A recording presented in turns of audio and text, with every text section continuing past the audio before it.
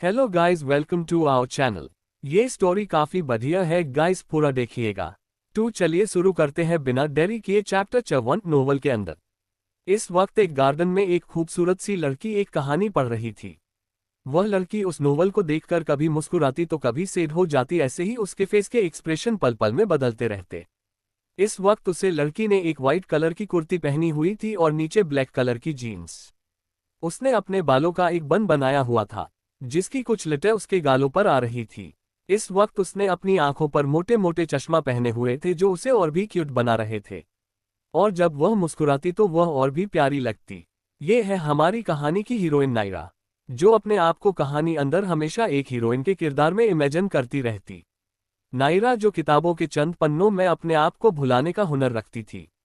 नायरा खुद से बातें करते हुए बोली, यार यह कहानी कितनी अच्छी है, लेकिन मुझे इसकी एंडिंग बिल्कुल पसंद नहीं आई।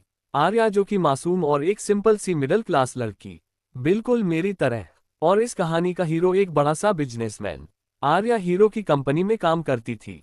फिर इन दोनों की मुलाकातें होती रही। हीरो को उसके बाद हमारी हीरोइन से प्यार हो गया और हीरो हीरोइन को अपनी पर्सनल सेक्रेटरी बना लेता है। इसके बाद से तो उन दोनों का असली रोमांस शुरू होता है। हाय, कोई मुझे भी इतना हड्डा कट्टा बिजनेसमैन मिल जाए और मुझे भी अपनी पर्सनल सेक्रेटरी बनाकर मुझे ढेर सारा प्यार करे, फिर तो मेरी लाइफ सेट हो जाएगी। मैं सिर्फ और सिर्फ अपने हीरो के लिए काम करूंगी, ना कोई टेंशन ना कोई झंझट, सिर्फ मैं और मेरा हीरो। लेकिन यार नायरा बेटा, तेरे इस किताबें पढ़ने के चक्कर में तेरे स्टैंडर्ड इतने हाई हो चुके हैं कि अब कोई नॉर्मल लड़का मुझे पसंद ही नहीं आता। काश मुझे भी कोई इस कहानी के हीरो की तरह मिल जाता।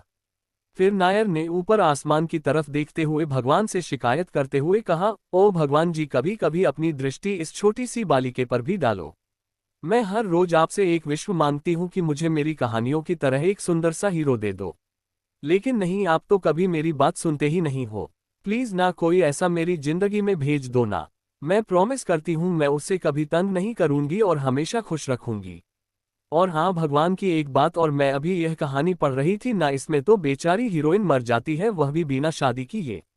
लेकिन प्लीज आप मेरी शादी मेरे हीरो से करवा देना, फिर मैं और मेरा हीरो मिलकर ढेर सारे बच्चे पैदा करेंगे। उद्धरण चिन्ह। इतना बोलकर नायर ने अपने दोनों हाथ अपने चेहरे पर रख दिए और वह मुस्कुरा उठी, और उसकी गोरे गाल अब पूरी तरीके से टमाटर की तरह लाल हो चुके थे। सच में इस दुनिया में जितनी भी लड़कियां कहनी पति है, उनमें से किसी ने एक बार तो खुद को हीरोइन की जगह इमेजिन किया ही होगा, और उसके बाद हीरो हीरोइन के बीच जो होता है वह सब कुछ इमेजिन करते हुए खुद ही शर्माने लगती होगी। तभी नायरा की नज़र अपनी घड़ी की तरफ चली गई जिसमें अभी रात के 7:30 बजने वाले थे। नायरा ने ये देखकर हड़बड़ाते हुए खुद से कहा, अरे यार, इस कहानी के पढ़ने के चक्कर में फिर लेट हो गया। चल चल मेरा बेटा, जल्दी से अपने घर में जा और फटाफट डिनर बना। फिर तुझे अपनी दवाइयाँ भी तो लेनी है, दादी माँ के लिए टिफिन भेजना है, और बाहर वह भूखे गरीब बच्चों को भी तो खिलाना है। अपना असाइनमेंट कंप्लीट करना है, और उसके बाद एग्जाम की तैयारी करनी है, नहीं नोवेल खरीदनी है, और भी बहुत सारा काम करना है, मेरे पास तो वक्त ही नहीं है। इतना बोलकर नायरा जल्दी से किचन की तरफ गई और खाना बनाने लगी। सच में उसे बहुत अच्छा खाना बनाना आता था। उसके खाने की खुशबू घर में और बाहर हर जगह फैल गई थी। नायरा ने जल्दी से एक टिफिन बॉक्स निकाला और उसने जो खाना बनाया था वह सारा उसमें पैक कर दिया। उसके बाद उसने 3-4 प्लेट्स निकाल और उसमें थोड़ा थोड़ा खाना रखने लगी। नायर ने वह टिफिन डिलीवरी के हाथों भेज दिया था, और वह दूसरी सारी प्लेट्स लेकर बाहर बैठे हुए भूखे गरीब बच्चों को देने के लिए चली गई। बच्चे उसका हाथ का खाना खाकर बहुत खुश हो गए। नायरा जल्दी से अपने घर में आई और बर्तन धोने लगी। उसने अपना घर का सारा काम खत्म करने के बाद वह अपने कमरे की तरफ चली गई। नायरा फिर से वही किताब लेकर बैठ गई जो वह अभी कुछ घंटे पहले पढ़ रही थी। अभी उसने एक पेज पढ़ना शुरू ही किया था कि तभी उसके दरवाजे की घंटी बजी। घंटी की आवाज सुनकर नायरा ने घड़ी की तरफ देखा और खुद से बोली, रात के 11:15 इस वक्त मेरे घर में कौन आया होगा, जाकर देखती हूँ। उद्धरण चिन्ह। इतना बोलकर नायरा अपने कमरे से बाहर निकालकर दरवाजे की तरफ बढ़ने लगी। उसका कमरा फर्स्ट फ्लोर पर था, इसलिए वह सीढ़ियों से बहुत जल्दी जल्दी उतर रही थी। लेकिन तभी अचानक से उसका पैर फिसला और वह सीढ़ियों से नीचे गिर गई। नीचे गिरते ही सीढ़ी की एक धार उसके पिछले माथे के हिस्सों में चुभ गई, जिससे उसके सर से खून निकलने लगा, और उसकी मौत वहीं पर हो गई। सुबह के 10 बजे इस वक्त एक लड़की आराम से अपने बिस्तर पर सो रही थी। उसके चेहरे पर अभी भी थोड़ी परेशानियां की लकीरें देखी जा सकती थी, लेकिन फिर भी वह लड़की बहुत खूबसूरत लग रही थी। और उस लड़की का कमरा बहुत ही ज्यादा शानदार और खूबसूरत था। उसके कमरे को देखकर ऐसा लग रहा था जैसे वह किसी डिज्नीलैंड की प्रिंसेस का कमरा हो। वह कमरा वाकई में बहुत खूबसूरत था। नेवी ब्लू और व्हाइट कलर के कॉम्बिनेशन से बना हुआ वह कमरा बहुत खूबसूरत लग रहा था। सूरज की किरण खिड़कियों से अंदर आ रही थी और वह किरण है सीधे बिस्तर पर सोई हुई लड़की पर पड़ी, जिससे वह लड़की कसमसाने लगी और फिर आधी नींद में ही बिस्तर पर बैठ गई और उसने एक लंबी अंगड़ाई ली। उसके बाद उसे लड़की ने अपनी आंखें खोली और यहाँ वहाँ देखने लगी। वह लड़की खुद से बोली, लगता है नायरा बेटा तुम अभी भी नींद में हो, इसलिए तुम्हें अपना यह नॉर्मल सा दिखने वाला कैमरा आज प्रिंसेस कमरे की तरह दिख रहा है, या फिर मैं कोई खूबसूरत सा सपना देख रही हूँ। काश भगवान जी मेरा ये सपना कभी न टूटे और मैं बस यूं ही इस कमरे को देखते रहो और एक प्रिंसेस जैसी जिंदगी जीती रहूं। चलो नायरा बेटा अब उठ भी जाओ, तुम्हें कॉलेज भी जाना है। उद्धरण चिन्ह। इतना बोलकर नायरा उठकर अपने वॉशरूम की तरफ चली गई, लेकिन जैसे ही उसने अपना चेहरा आईने में देखा वह जोर से चिंख पड़ी, आ है। नायरा खुद को देखते हुए बोली, ये लड़की कौन है और ये लड़की मेरे कमरे में क्या कर रही है। उद्धरण चिन्ह। उसके बाद नायरा आश्चर्य से अपना चेहरा छूने लगी और उसने अपना चेहरा मिरर में भी टच किया। मेरा ये जानकर पूरी तरीके से हैरान रह गई कि यह चेहरा किसी और का नहीं बल्कि उसके खुद का है। लेकिन अभी वह ये सोच रही थी कि उसका चेहरा ये कैसे हो सकता है, उसका चेहरा तो कोई और था। नायर ने आईने में अपने आप को देखते हुए कहा, मुझे अब सब समझ में आ चुका है, मैं पक्का अभी भी नींद में हूँ। अभी मैं खुद को एक चुटी काटूंगी या फिर एक थप्पड़ मारूंगी, अपने आप मेरी नींद खुल जाएगी। उद्धरण चिन्ह। इतना बोलकर नायर ने खुद को चुटी काटी और उसके दर्द के वजह से आह निकल गई। नायरा ने अपने आप को आईने में देखते हुए 2-3 थप्पड़ तक मार दिए। नायरा खुद से बातें करते हुए बोली, ये तो सपना नहीं है बल्कि हकीकत है। मुझे तो सच में दर्द हो रहा है। इसका मतलब मैं किसी सपने में नहीं बल्कि हकीकत में जी रही हूँ। और यह चेहरा भी मेरा है, एक कमरा भी मेरा है। उद्धरण चिन्ह। इतना बोलकर नायरा खुद को आईने में गौर से देखने लगी। इस वक्त आईने में एक खूबसूरत सी लड़की खड़ी थी, जो कि खुद नायरा ही थी। उसके लंबे काले बाल जो उसकी कमर तक लहरा रहे थे, परफेक्ट फिगर, हॉट और सेक्सी से पैर, नेचुरली पिंक लिप्स, छोटी सी नाक और उसमें एक छोटी सी नोज रिंग, प्यारा और गोरा सुंदर सा चेहरा, बिल्कुल परफेक्ट गोल चेहरा जो उसे और भी क्यूट बना रहा था। और उसके पूरे चेहरे में जो उसे सबसे खूबसूरत और अट्रैक्टिव बना दी थी वह थी उसकी हेजल ब्लू आइज, जो बहुत ही कम लोगों के पास होती थी। कुल मिलाकर वह लड़की बहुत बहुत बहुत खूबसूरत थी, लेकिन इस वक्त उस लड़की के सर पर पट्टी बंधी हुई थी। उसे देखकर ऐसा लग रहा था जैसे उसके सर पर एक बहुत गहरी चोट लगी हो। नायरा खुद को देखने के बाद अपने धीमे कदमों से वापस कमरे में आ चुकी थी। तभी कमरे के दरवाजे पर किसी ने दस्तक दी। नायर ने सिर्फ एक ही जवाब दिया, आज जाए। उद्धरण चिन्ह। उसके बाद उस कमरे में एक मेड आए और बड़े अदब से अपना सिर नीचे झुकाकर बोली, आरवी मैम ब्रेकफास्ट तैयार है, आप प्लीज जल्दी से नीचे आकर ब्रेकफास्ट कर लीजिए, उसके बाद आपको आपकी दवाएं भी लेनी है। उद्धरण चिन्ह। इतना कहकर वह मेड वहां से चली गई, लेकिन नायरा के दिमाग में मेड की गई हुई बातें ही घूम रही थी। आरवी मैमा, आरवी मैमा, आरवी मैमा। नायरा ने खुद से बातें करते हुए कहा, आरवी, ये नाम तो कहीं सुना सुना लग रहा है, लेकिन कहाँ सुना ये याद नहीं आ रहा। अरे हाँ याद आया, ये तो वही नाम है जो मैंने कल कहानी में पढ़ा था। ये नाम तो उस कहानी की मेनन विलेन का है। हाँ याद आया, ये वही नाम है, आरवी सहगल, इस कहानी की विलन। इसका मतलब मेरा रिबर्थ हुआ है, वह भी वह कहानी जो मैं पढ़ रही थी और उसकी विलेन के तौर पर। इसका मतलब कल जो कुछ भी मेरे साथ हुआ वह सपना नहीं था, वह हकीकत थी। मैं सच में कल रात सीढ़ियों से नीचे गिर गई थी और शायद वही मेरा अंत भी हो गया था। और इस वक्त मैं इस नॉवेल के किरदार में हूँ। उद्धरण चिन्ह। ये सारी बातें कहते हुए नायरा की आंखों से आंसू बहने लगे। आखिर ऐसा कौन सा इंसान होगा जिससे अपने ही मौत पर रोना ना आता हो। कुछ ऐसा ही हाल हमारी नायरा के साथ भी हो रहा था। चैप्टर 2, आरवी का परिवार। हेलो दोस्तों, मैं वापस आ गई। मुझे आप सब प्लीज माफ कर देना, नवरात्रि खत्म होने के बावजूद भी मैं आप सबको चैप्टर नहीं दे पा रही थी। आई एम रियली सॉरी। लेकिन अब से मैं हर रोज चैप्टर अपलोड करूंगी, पक्का प्रॉमिस। तो फिर चलिए कहानी को आगे बढ़ाते हैं। अब से हम लोग नायरा को आरवी कहकर पुकारेंगे। आरवी अपने कमरे में बैठकर रो रही थी। वह रोते हुए खुद से बोली, भगवान जी आपने मेरे साथ सही नहीं किया। अगर असली जिंदगी में मेरी डेथ हो चुकी है तो फिर मुझे इस नोबल वर्ल्ड में जन्म क्यों दिया। मैं अपनी असली जिंदगी में बहुत खुश थी। अगर आपने मेरी डेथ लिखी हुई थी तो फिर आप मुझे अपने पास बुला लेते, मुझे इस नॉवेल की दुनिया में एक विलन के तौर पर जन्म क्यों दिया। आपको पता है यह विलन कितनी ही बुरी है। इसने हीरोइन को बहुत परेशान किया था और हीरो और हीरोइन को अलग करने की भी कोशिश की थी। और उसके बाद यह मर भी चुकी थी और इसे बहुत बुरी मौत मिली थी। मैं वैसी मौत नहीं चाहती भगवान जी। प्लीज प्लीज प्लीज भगवान जी मुझे रियल वर्ल्ड में वापस ले लो प्लीज। उद्धरण चिन्ह। इतना बोलकर आरवी फिर से रोने लगी। तभी उसकी नजर अपने कमरे की हर एक दीवार की तरफ चली गई। उसके कमरे में एक ही इंसान की 50 से भी ज्यादा तस्वीर लगी हुई थी। आरवी ये देखकर हैरान रह गई। उसने धीरे से अपने गालों पर आए हुए आंसुओं को पोंछा और धीरे धीरे चलकर उन तस्वीरों के पास जाने लगी। आरवी बड़े ही ध्यान से उन तस्वीरों को देखने लगी। ये तस्वीर किसी और की नहीं बल्कि हमारे हीरो की ही थी। उस आदमी की सुंदरता इस दुनिया से बिल्कुल ही परे थी। वह इतना हैंडसम था कि शायद हैंडसम शब्द भी इस आदमी के लिए कम पड़ जाता।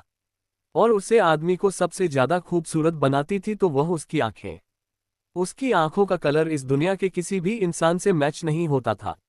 उसकी आंखें नेचुरली रेड कलर की थी।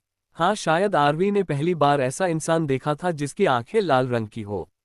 उसकी लाल आंखें उसका सर्द और हैंडसम चेहरा उससे और भी ज्यादा परफेक्ट बनाता था। वह शख्स नॉर्मल इंसानों की तरह तो बिल्कुल नहीं लग रहा था। वह किसी राक्षस की तरह दिख रहा था, एक हैंडसम सा राक्षस। आरवी तो एक पल के लिए उस आदमी के चेहरे में खुशी गई थी। लेकिन जब उसने उस शख्स की लाल आंखें देखी तो वह डर गई और उसे शख्स की तस्वीर से पीछे हट गई। आरवी खुद से बोली, इस इंसान की इतनी सारी तस्वीर यहां देखकर मैं समझ गई हूं यह इंसान इस कहानी का हीरो है। मैंने तो सिर्फ इमेजिन किया था कि यह शख्स इतना डरावना और खूबसूरत होगा, लेकिन ये तो मेरी एक्सपेक्टेशन और इमेजिनेशन से भी ज्यादा हैंडसम और डरावना है। नहीं, मुझे इस शख्स से जितना हो सके उतना दूर ही रहना होगा। चाहे मैं इस नॉवेल के कैरेक्टर में हूं लेकिन मैं इस कहानी को बदल सकती हूं अपनी अच्छाइयों से। अभी मेरी जिंदगी है, मैं इसे अपनी मर्जी से जीऊंगी। मैं कभी भी हीरो और हीरोइन के बीच में नहीं आऊंगी। मैं इस कहानी की विलन कभी नहीं बनूंगी। ये वादा है मेरा। उद्धरण चिन्ह। आरवी इतना बोलकर अपने कमरे से बाहर निकल गई, क्योंकि उसका परिवार उसे ब्रेकफास्ट के लिए बुला रहा था। 7 पीढ़ियों के बाद उनके घर में एक बेटी का जन्म हुआ था, इसलिए सब लोग उसे अपनी सर आंखों पर बिठाकर रखते थे। नायरा ये बहुत अच्छे से जानती थी कि परिवार का प्यार और साथ क्या होता है, क्योंकि वह एक अनाथ थी। और यह सारी चीज आरवी को यूं ही मिल गई जिस वजह से उसे कभी इन सारी चीजों की कदर ही नहीं थी। इसीलिए वह अपने प्यार के लिए अपने परिवार को हट करती गई। उसने एक बार भी अपने परिवार के बारे में नहीं सोचा।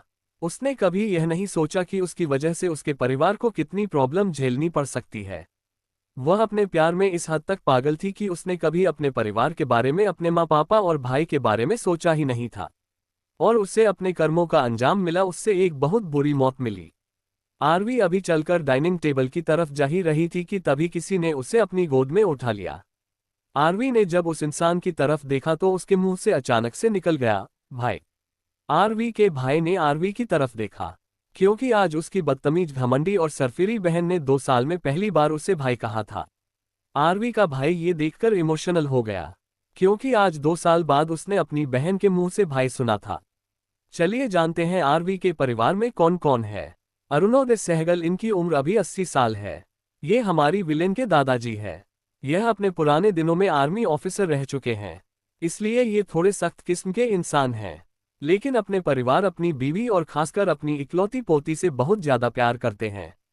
ये दिल के बहुत अच्छे इंसान है। कोष्टक। अनसुया सहगल, उनकी उम्र अभी 75 वर्ष है। ये दिल की बहुत अच्छी इंसान है। यह अपने पुराने जमाने में एक बहुत ही प्यारी लड़की हुआ करती थी, जिसने एक पत्थर दिल इंसान को प्यार करना सिखा दिया था। यह अपने स्वभाव से बिल्कुल चंचल है। यह अपने पति, बच्चों और अपने पोती से बहुत प्यार करती है। कोष्टक। अरुणोदय और अनसुया की 3 बच्चे हैं। एकांश सहगल, इनकी उम्र अभी 55 साल है। ये बिल्कुल अपने पापा की तरह है। उनका चेहरा भी अपने पापा से ज्यादा मिलता है। स्वभाव बिल्कुल अपने पापा की तरह है, बिल्कुल सख्त, लेकिन जब यह अपनी बेटी के साथ होते हैं तब बिल्कुल बच्चे बन जाते हैं। उनकी बेटी इनके लिए उनके बेटों से भी ज्यादा इम्पोर्टेंट है। यह अपने पूरे परिवार से बहुत प्यार करते हैं। और यह सहगल इंडस्ट्री के सीईओ है। कोष्टक एकांक्षा सहगल, इनकी उम्र अभी 50 साल है। ये पैसे से एक फैशन डिजाइनर है। यह एक बहुत ही शर्मीली और शांत किस्म की इंसान है और सबसे ज्यादा प्यार अपने पति से करती है। वैसे ये अपने पूरे परिवार से भी बहुत प्यार करती है, लेकिन अपने बेटे से कुछ ज्यादा ही करती है। इनका बड़ा बेटा उनके लिए हीरा है, हीरा। कोष्टक अरुणोदय और अनसुया के दूसरे बेटे आशुतोष सहगल, इनकी उम्र 54 साल है। यह एक डॉक्टर है। इन्हें अपनी फैमिली बिजनेस में इंटरेस्ट नहीं था, इन्हें डॉक्टर बनना ज्यादा अच्छा लगता था, इसलिए डॉक्टर बने। ये बिल्कुल शांत इंसान है। वह कहते हैं ना भगवान जी के इंसान, हाँ ये बिल्कुल इनकी तरह है। यह अपने परिवार और अपने बच्चों से बहुत प्यार करते हैं, लेकिन अपनी बीवी से बहुत डरते भी है। कोष्टक आंशी सहगल, इनकी उम्र भी 50 साल है। यह एक सेफ है। उनके हाथों का खाना बहुत ही ज्यादा टेस्टी होता है। इनके मुंबई शहर में बहुत सारे रेस्टोरेंट भी है। वैसे ये दिल की बहुत अच्छी है, लेकिन गुस्सा इन्हें बहुत जल्दी आता है। ये बच्चों के लिए अच्छी है, लेकिन बुरों के लिए बहुत बुरी है। यह अपने परिवार और अपने सभी बच्चों से बहुत प्यार करती है। आरंभ सहगल, उनकी डेथ हो चुकी है। यह एक आर्मी ऑफिसर थे, लेकिन एक मिशन के दौरान उनकी डेथ हो चुकी है। यह अरुणोदय और अनसुया के तीसरे बेटे हैं। कोष्टक आरती सहगल, इनकी उम्र भी 50 साल है। ये कोर्ट में जज है। ये बहुत ही समझदार इंसान है, लेकिन अपनी पति की मौत के बाद ये बिल्कुल पत्थर हो चुकी है। यह अपने पूरे परिवार से और अपने बच्चों से बहुत प्यार करती है, लेकिन कभी किसी को जताती नहीं है। इस बात से उनके बच्चे हमेशा दुखी रहते हैं। कोष्टक चलिए अब हम सब लोग इनके भी बच्चों के बारे में जानते हैं। एकांश और एकांक्षा के 4 बच्चे हैं। कोष्टक बड़ा बेटा आदित्य सहगल, जो 23 साल का है। ये बिल्कुल अपने पापा की तरह है, बिल्कुल सख्त स्वभाव के इंसान, लेकिन अपनी बहन से बहुत प्यार करते हैं। इसे छोटा बेटा अर्णव सहगल, जिनकी उम्र अभी सिर्फ 22 साल है। यह अपनी माँ और पापा के मिक्सर है। यह अपनी बहन से सबसे ज्यादा प्यार करते हैं। तीसरे नंबर पर सबसे छोटे बच्चे हैं, और ये दोनों ही जुड़वा है। आरवी और आरव, ये दोनों ही जुड़वा है। आरव हमेशा अपनी 1 मिनट छोटी बहन को परेशान करता रहता है। अरे वह भाई ही क्या जो अपनी बहन को परेशान ना करे, लेकिन सबसे ज्यादा प्यार अपनी बहन से ही करते हैं। ये दोनों अभी सिर्फ 21 साल के हैं। चलिए आशुतोष और आंशी के बच्चों के बारे में जानते हैं। इनके 2 बच्चे हैं और दोनों ही जुड़वा है। इन्होंने इन दोनों का नाम भगवान शिव के नाम से रखा है, क्योंकि आशुतोष जी का खुद का नाम भगवान शिव से है। रुद्र सहगल और रुद्राक्ष सहगल। रुद्र बहुत ही चंचल किस्म का इंसान है, वही रुद्राक्ष बिल्कुल शांत। इन दोनों की उम्र अभी सिर्फ 23 साल है, और ये दोनों अपने परिवार और भाई बहनों से बहुत प्यार करते हैं। अब चलते हैं आरंभ और आरती जी के बच्चों पर। इन दोनों का सिर्फ एक ही बेटा है, जिनका नाम अयान सहगल है। जी बिल्कुल बच्चों जैसे हैं। इनका सबसे फेवरेट काम आरव के साथ मिलकर अपनी छोटी बहन को परेशान करना है। ये सबसे ज्यादा प्यार उन दोनों से ही करते हैं। इनकी उम्र अभी 21 साल है। Aditya, Arnav, Aarav, Ayaan, Rudra, Rudraksh, Aarvi, a brother and sister. पूरी सहगल फैमिली में बहुत प्यार है, और सभी बच्चे एक दूसरे से बहुत प्यार करते हैं। चैप्टर 3 अपनों का प्यार। आरवी तो उसका बड़ा भाई अपनी गोद में उठाकर नीचे डाइनिंग टेबल पर ला रहा था। सब लोग आरवी को आता हुआ देखकर खुश हो गए। आदित्य ने आरवी को उसकी चेयर पर बिठा दिया और खुद भी जाकर अपनी चेयर पर बैठ गया। अरुणोदय दादाजी ने अपनी चिंता भरी आवाज में पूछा, आरवी बच्चे आप ठीक है ना? अब आपके सर में ज्यादा डर तो नहीं हो रहा? आरवी मुस्कुराकर बोली, अरे नहीं दादाजी, अब तो मैं बिल्कुल ठीक हूँ और मुझे दर्द भी नहीं हो रहा। उद्धरण चिन्ह। आरवी को ऐसे प्यार से जवाब देता हुआ देखकर सब लोग हैरानी से उसे देख रहे थे। कहाँ उनकी बेटी सीधे मुंह उनसे बात भी नहीं करती थी, और कहाँ आज वह इतने प्यार से और मुस्कुराकर सभी की बातों का जवाब दे रही है। आरव जल्दी से बोला, भाई जल्दी से गाड़ी निकालो या फिर एम्बुलेंस को कॉल करते हैं, हमारी गुड़िया की तबीयत बहुत ज्यादा खराब हो गई है। उसके सर में जो चोट लगी थी वह बहुत ही गहराई से उस पर असर किया है। हमारी बहन बिल्कुल ठीक नहीं है, चलो चलो जल्दी से हम सब लोग इसे अस्पताल ले जाते हैं। आरवी बोली, ओ ए पागल इंसान, तेरा दिमाग तो ठीक है। यह क्या बकवास बातें कर रहा है तू? देख मेरी शक्ल को, किधर भी दर्द नजर आ रहा है तुझे? मैं तो बिल्कुल ठीक ठाक हूँ और मुझे तो अभी अपने सर में दर्द भी नहीं हो रहा, तो फिर तू ऐसा क्यों बोल रहा है? आरव बोला, वो इसलिए क्योंकि तेरी खोपड़ी में बहुत ही ज्यादा सीरियस डैमेज हुआ है। प्लीज मेरी प्यारी बहन ऐसा बर्ताव मत कर। तू जैसे पहले थी ना हिटलर की तरह, हाँ बिल्कुल वैसी बन जा। तेरे इस नए रूप को देखकर मुझे डर लग रहा है, कहीं तेरे अंदर कोई चुड़ैल तो नहीं आ गई। अरे बाप रे बाप, अगर ऐसा है तो चल मैं तुझे किसी तांत्रिक बाबा के पास लेकर चलता हूँ। वह तेरी अकल को ठिकाने भी लगा देंगे और तेरे अंदर जो भी चुड़ैल होगी वह भी निकाल देंगे। चल चल जल्दी चल। अयान बोला, अरे ऐसे कैसे, यूं ही अकेले अकेले? मेरे प्यारे भाई मुझे कैसे भूल गया तू? मैं भी इधर ही हूँ, हम दोनों मिलकर इस तांत्रिक बाबा के पास छोड़कर आएंगे। फिर देखना कैसे इसके अंदर की चुड़ैल निकल निकल के बाहर आती है। उद्धरण चिन्ह। आरव बोला, अरे इसके अंदर कहाँ से कोई चुड़ैल होगी? ये तो खुद चलती फिरती एक चुड़ैल है। मैं तो कहता हूँ इस चुड़ैल से तो सारी चुड़ैल और डायन की प्रजातियां को डरना चाहिए। उद्धरण चिन्ह। आरव की बात सुनकर अयान जोर जोर से हंसने लगा और उन दोनों भाइयों ने एक दूसरे को हाई फाई दी। आरवी गुस्से से बोली, ओ तुम दोनों की हिम्मत कैसे हुई मुझे चुड़ैल बोलने की? तुम दोनों यहीं रुको, अब तो मैं तुम दोनों को हकीकत में असली वाली चुड़ैल बनकर दिखाती हूँ। उद्धरण चिन्ह। आरवी ने इतना बोलकर पास ही में खड़े सर्वेंट के हाथों से झाड़ू लिया और उन दोनों की तरफ झाड़ू लेकर भागने लगी। उन दोनों ने जब आरवी को हाथों में झाड़ू लेकर अपने पास आता हुआ देखा, वह दोनों जल्दी से 9-2-11 हो गए। मेरा मतलब है अपनी डाइनिंग टेबल की चेयर से उठकर पूरे हॉल में भागने लगे। अयान और आरव आगे आगे और हमारी आरवी पीछे पीछे। वही डाइनिंग टेबल पर जितने भी लोग बैठे थे वह सब लोग यह नज़ारा देखकर जोर जोर से हंसने लगे। आंशी जी बोली, आज कितने दिनों बाद हमारे घर का माहौल इतना अच्छा है। भगवान जी करे कि हमारे घर का माहौल ऐसे ही हंसी खुशियों से भरा रहे। और आज आरवी भी कितनी बदली बदली लग रही है। ऐसा लग रहा है जैसे हमारी बचपन वाली आरवी वापस आ गई हो। उद्धरण चिन्ह। आंशी जी की बात सुनकर सबके होठों पर मुस्कान आ गई और वह सब लोग उन दिनों की तू में मैं देखने लगे। अरुणोदय दादाजी हंसते हुए बोले, मारो मारो आरवी बेटा, इन दोनों की अच्छे से खातिरदारी करना। उद्धरण चिन्ह। आरव भागते हुए बोला, दादाजी आप बहुत बुरे हो। आप बताए आप किसकी टीम में हैं, मेरी या फिर इस चुड़ैल की?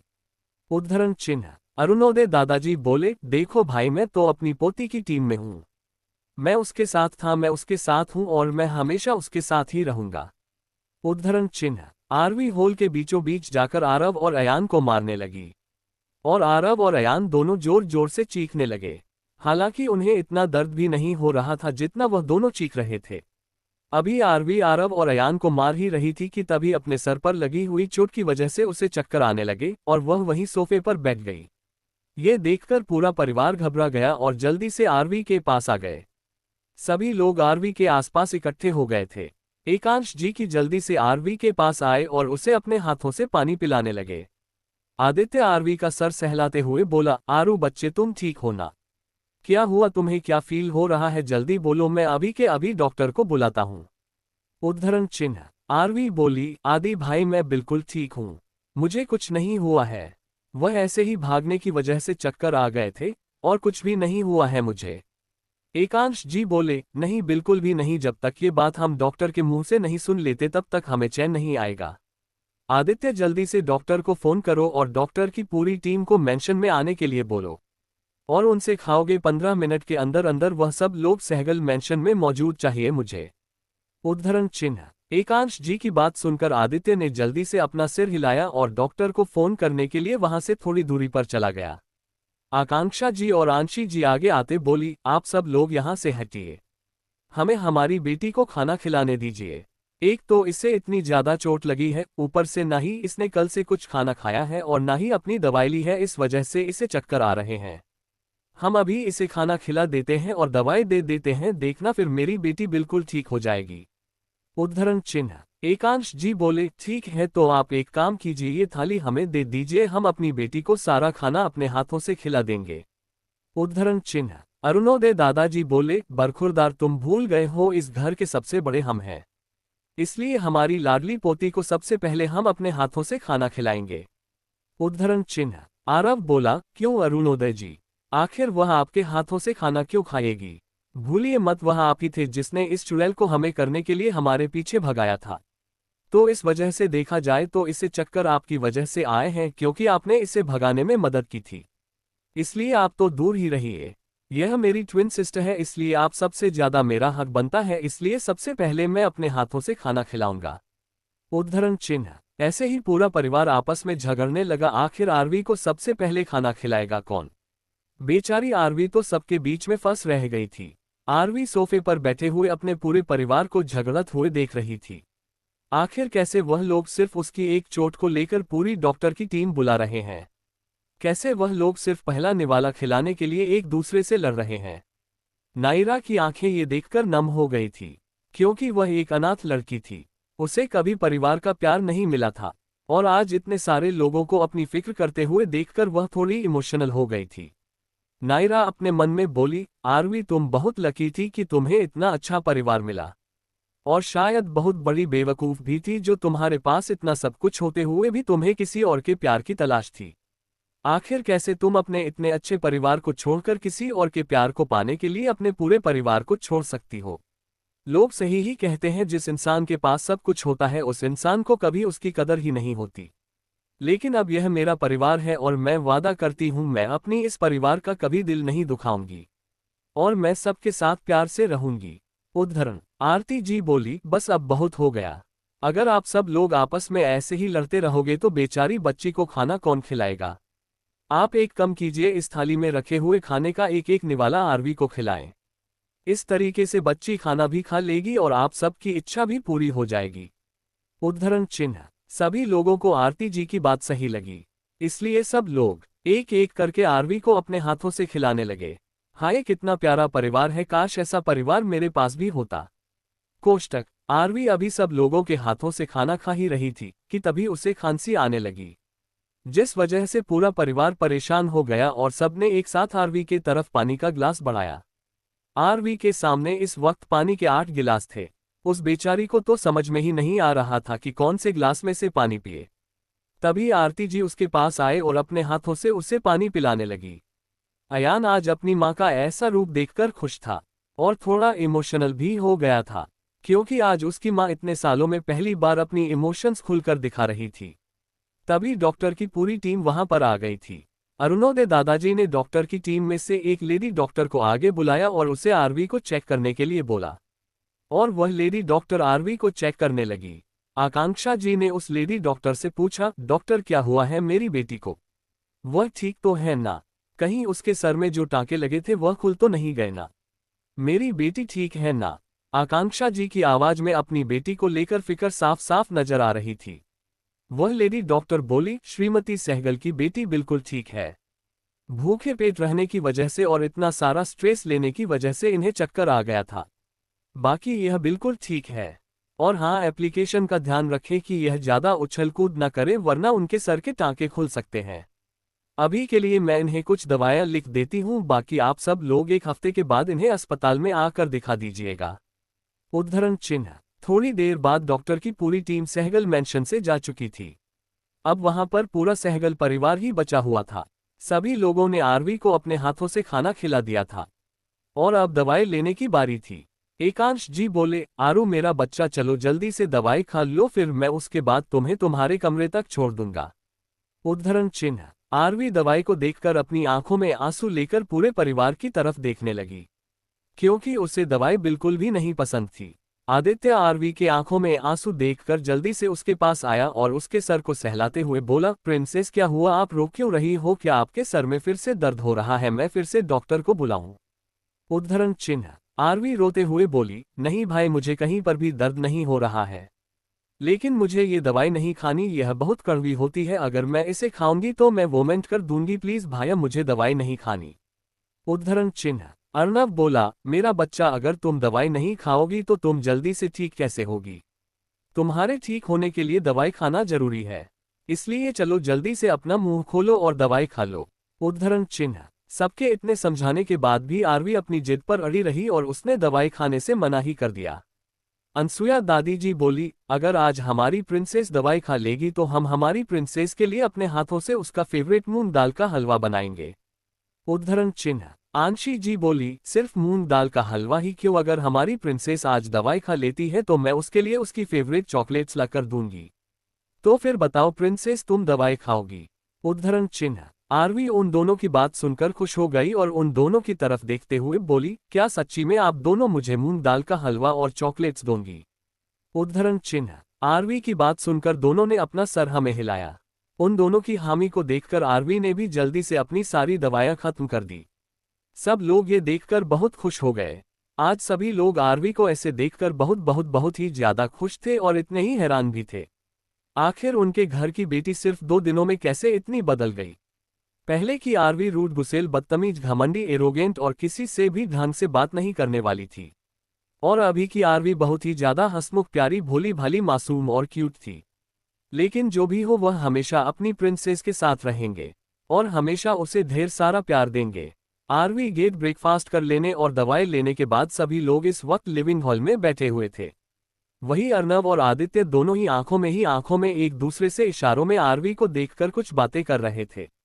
आदित्य ने आरवी की तरफ देखते हुए कहा, मेरी प्यारी सी प्रिंसेस, मेरी बात सुनो।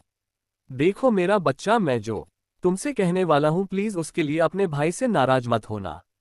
आरवी देखो, मैं चाहता हूं कि अब तुम आर्यांश को भूल जाओ।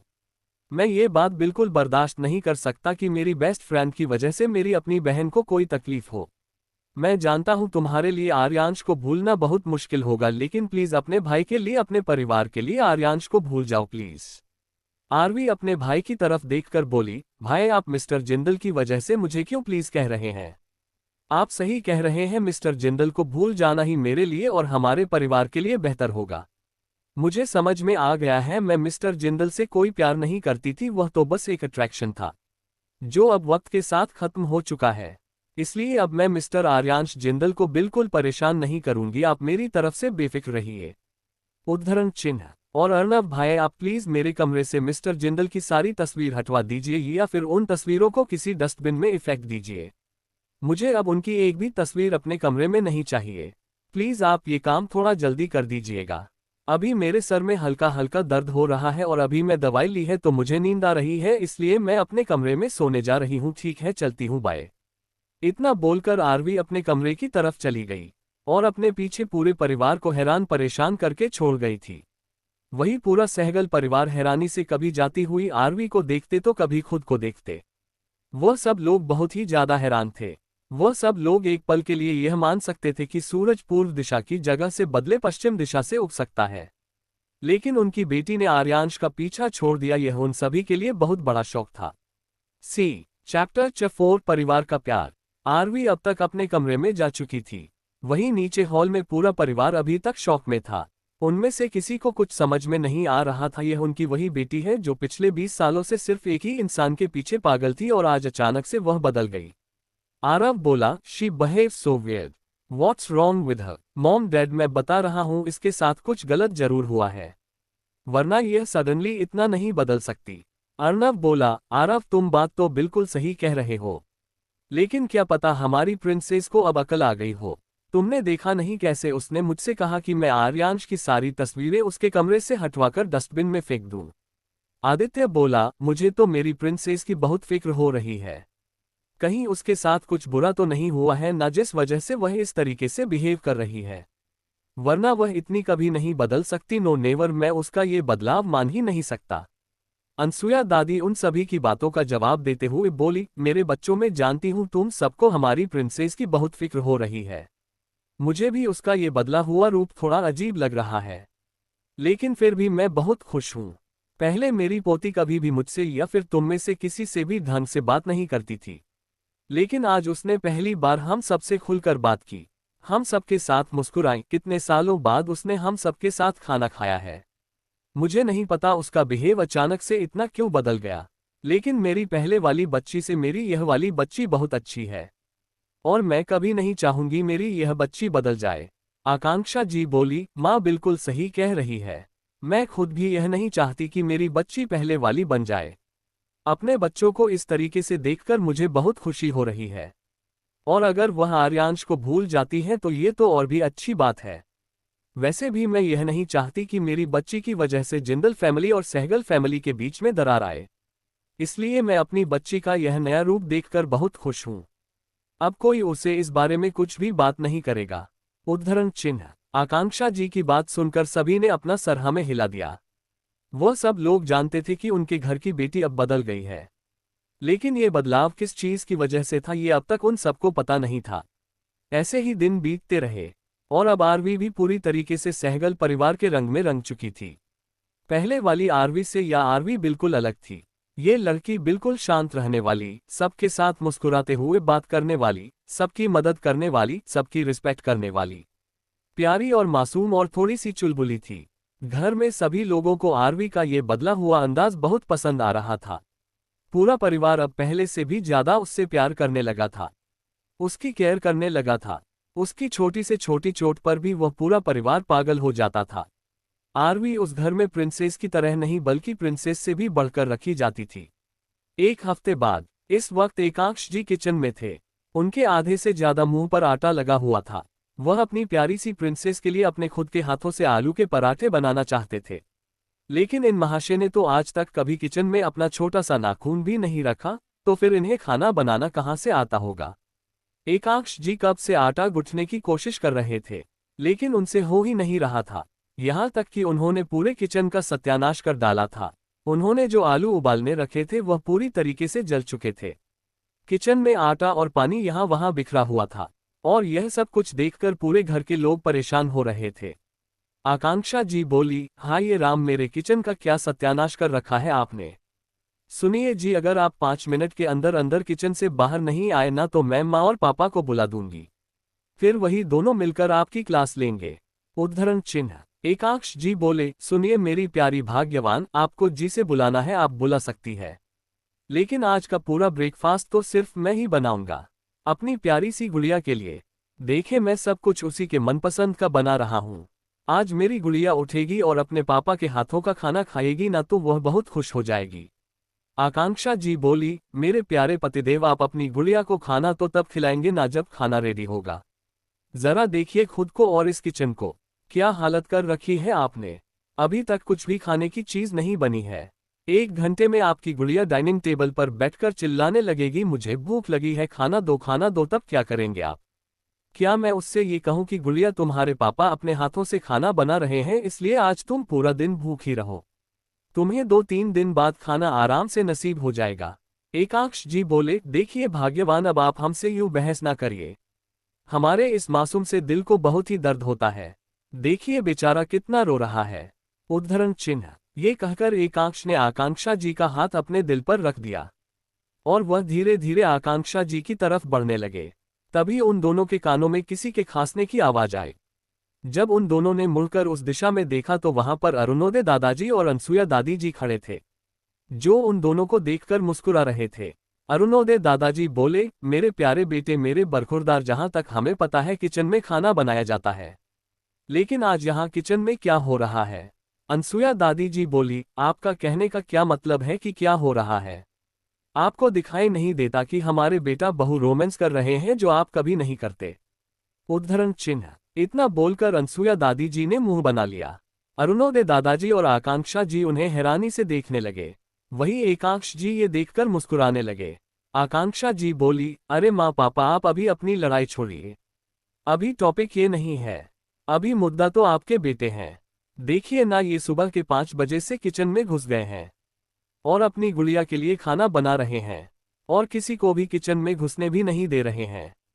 यहाँ किचन में आकर देखा तो खाना बनाने की तो दूर की बात है, उल्टा इन्होंने मेरे किचन का सत्यानाश कर डाला है। आप जरा इन्हें समझाइए कि यह किचन से बाहर जाए और हमें खाना बनाने दे। उद्धरण चिन्ह। अरुणोदय दादाजी बोले, बहू आपको खाना बनाने की कोई जरूरत नहीं है, आज का खाना मैं और हमारा बरखुरदार मिलकर बनाएंगे, इसलिए आप सारी लेडीज बाहर जाए और आराम कीजिए, खाना बनाने के लिए हम हैं ना।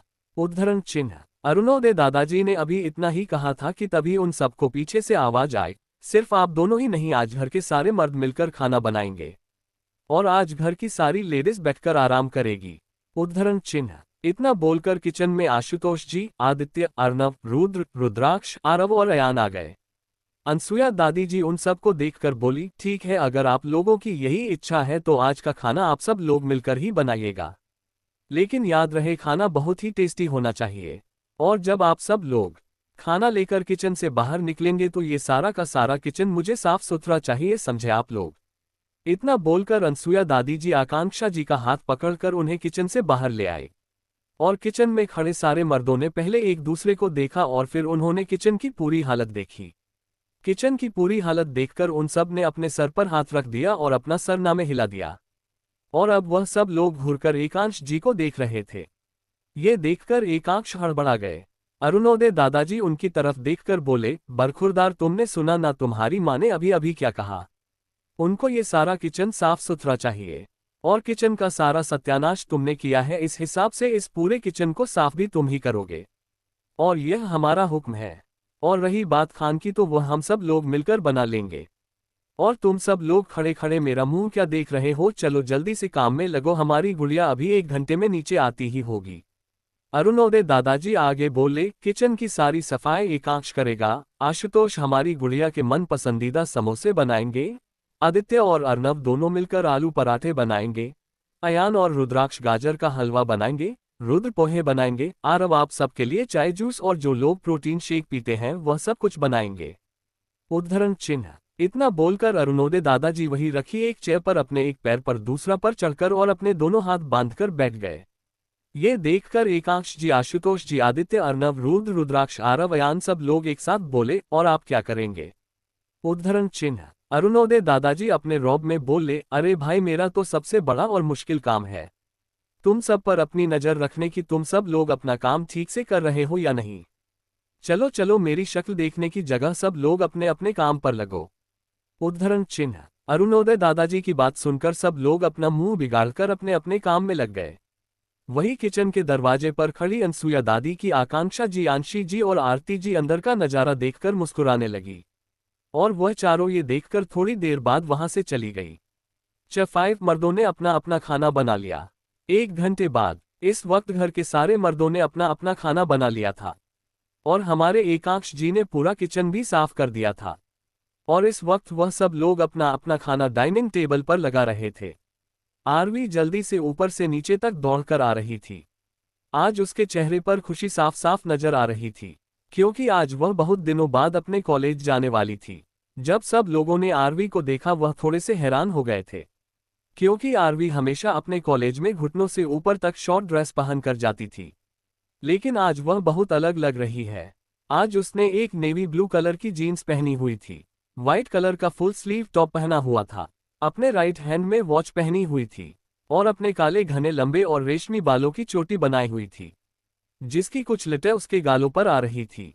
और उसने अपने गले में व्हाइट और पिंक कलर के कॉम्बिनेशन से बना हुआ स्कार्फ डाला हुआ था। सच में आ जाओ, बहुत ही क्यूट, प्यारी और मासूम लग रही थी। आरवी जल्दी से डाइनिंग टेबल पर आए और अपनी सीट पर आकर बैठ गई। और उसने सबकी तरफ देखकर गुड मॉर्निंग विश किया। सभी लोगों ने मुस्कुराते हुए उसे भी गुड मॉर्निंग विश किया। एकांश जी जल्दी से आकर आरवी के पास वाली चेयर पर बैठ गए। उनकी जल्दबाजी देखकर सब ने अपना सरनामे हिला दिया। आरवी उन सब की तरफ देखकर बोली, क्या बात है, आज आप सबके चेहरे बड़े खिले हुए नजर आ रहे हैं। पक्का आप सब ने आज कुछ किया है? मुझे भी जानना है। आप लोग प्लीज मुझे जल्दी बताइए ना, आप सब लोग इतने खुश क्यों हैं? एकांश जी बोले, गुड़िया, आपको पता है आज ये सारा खाना घर के सारे मर्दों ने मिलकर बनाया है, और वह भी सिर्फ तुम्हारे लिए। उद्धरण चिन्ह। आरवी खुश होकर बोली, क्या सच में? उद्धरण चिन्ह। उसके बाद सुनकर सभी लोगों ने अपना सरहामे हिला दिया। ये देखकर आरवी बहुत खुश हो गई। एकांश जी बोले, प्रिंसेस, चलो जल्दी से अपना मुंह खोलो। आज मैं खुद तुम्हें अपने हाथों से खाना खिलाऊंगा और आज मैं खुद तुम्हें तुम्हारे कॉलेज पर ड्रॉप कर दूंगा। उद्धरण चिन्ह। एकांश जी की बात सुनकर सब लोग मुस्कुराते हुए उन दोनों बाप बेटी का देखने लगे। कैसे एक बाप अपनी बेटी को अपने हाथों से खाना खिला रहा है, और वह कैसे एक दूसरे के साथ खुश है। लेकिन ये देखकर घर के लड़कों को थोड़ी सी जलन होने लगी थी। आकांक्षा जी बोली, चलो आज मैं अपने तीनों बेटे को अपने हाथों से खाना खिलाती हूँ। और हाँ, यह ऑफर सिर्फ आज के दिन के लिए है, समझे? उद्धरण चिन्ह। आकांक्षा जी की बात सुनकर आरव, अर्नव और आदित्य तीनों खुश हो गए, और वह तीनों जल्दी से आकांक्षा जी के पास वाली चेयर पर जाकर बैठ गए। और वह तीनों मजे से अपनी माँ के हाथों से खाना खाने लगे। इतना प्यारा नजारा देखकर रुद्र और रुद्राक्ष ने अपनी माँ पापा के सामने देखा। आशुतोष जी और आंशी जी यह समझ गए कि उनके बेटों को भी उनके हाथों से खाना खाना है, इसलिए आशुतोष जी रुद्राक्ष को अपने हाथों से खाना खिलाने लगे। और आंशी जी रुद्र को अपने हाथों से खाना खिलाने लगी। वहीं अयान अपनी चेयर पर बैठा हुआ अपने सामने चल रहा सारा नजारा देख रहा था। वह देख रहा था कि कैसे उसके सारे भाई बहन अपने अपने मम्मी पापा के हाथों से खाना खा रहे हैं। लेकिन उसके पास तो कोई नहीं है। उसके पापा तो पहले ही इस दुनिया से जा चुके थे और उसकी माँ तो जैसे अब इमोशनल लेस हो गई थी। अयान यही सोच रहा था कि उसके पास कोई है ही नहीं। वह हमेशा अपने माँ पापा के प्यार के लिए तरसता रहता है। आज अपने भाई बहनों को देखकर और खुद को ऐसे अकेला पाकर उसकी आंखों में आंसू आ गए थे। अयान ने अपना चेहरा नीचे कर लिया था क्योंकि कोई उसके आंसुओं को ना देख सके। अयान अपना सर नीचे किए हुए अपनी आंखें बंद करके बस रो रहा था। तभी उसके सामने खाने का एक निवाला आ गया। जब अयान ने ये देखा तो उसने अपना सर उठाकर उस हाथ को देखा जिसमें वह खाने का निवाला था। वह हाथ किसी और का नहीं बल्कि उसकी अपनी माँ आरती जी का था। अयान अपनी आंसुओं से भरी आंखों से अपनी माँ को देख रहा था। आरती जी ने बड़े प्यार से अपने हाथों से अयान के आंसू पोंछे और उन्होंने अपनी आंखों से ही अयान को खाना खाने का इशारा किया। ये देखकर अयान भी मुस्कुराते हुए अपनी माँ के हाथों से खाना खाने लगा और अपने हाथों से भी अपनी माँ को खाना खिलाने लगा। अपने परिवार में ऐसा प्यार देखकर अरुणोदय दादाजी और अनसुया दादी जी के होठों पर एक लंबी सी मुस्कान आ गई थी। कैसे उनके बच्चे खुश हैं और एक दूसरे से प्यार कर रहे हैं। एक दादा दादी को सिर्फ यही तो चाहिए कि उनका पूरा परिवार ऐसे ही खुश रहे।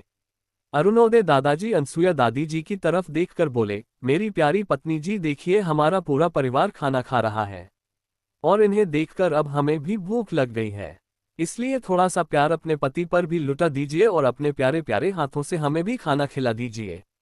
उद्धरण चिन्ह। अनसुया दादी जी उनकी बात सुनकर मुस्कुरा उठी और वह अपने हाथों से अपने पति को खाना खिलाने लगी।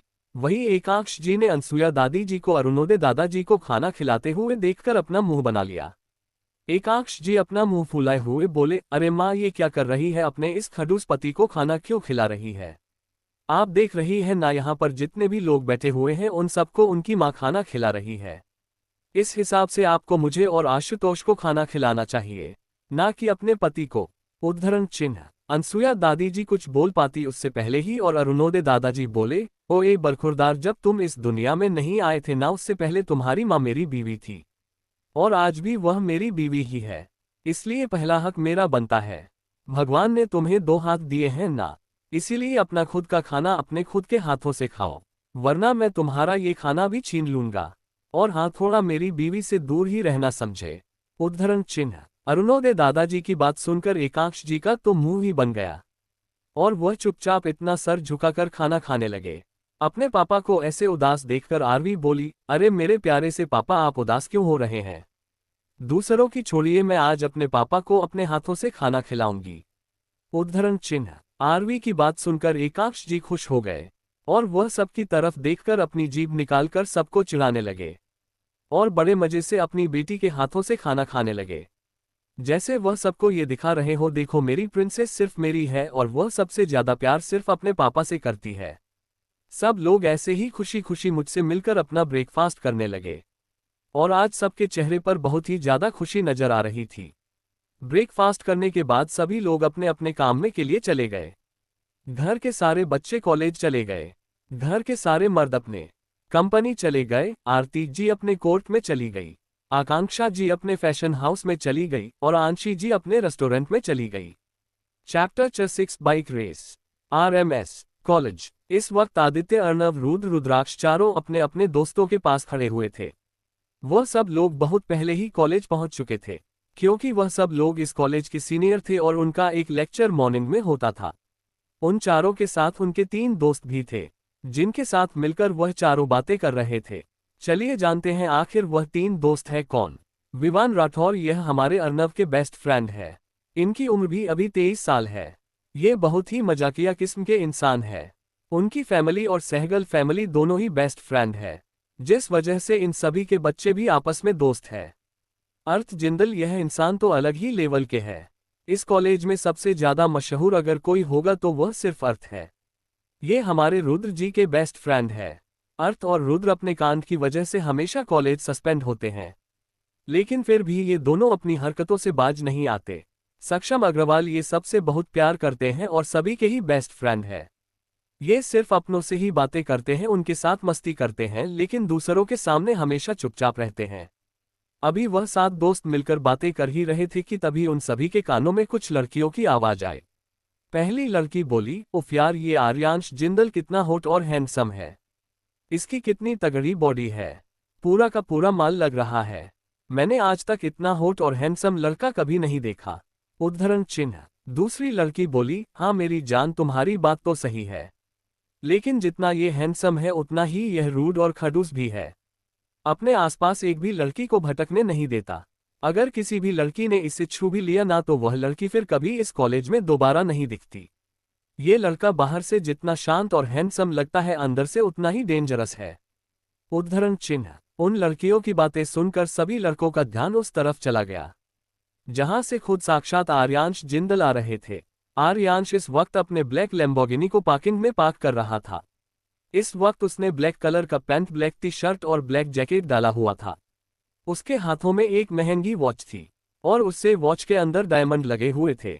आर्यांश के आंखों पर लगे हुए चश्मे ने उसकी लाल रंग की आंखों को ढका हुआ था और इस वक्त वह बहुत ही ज्यादा हैंडसम, डैशिंग और डेंजरस लग रहा था।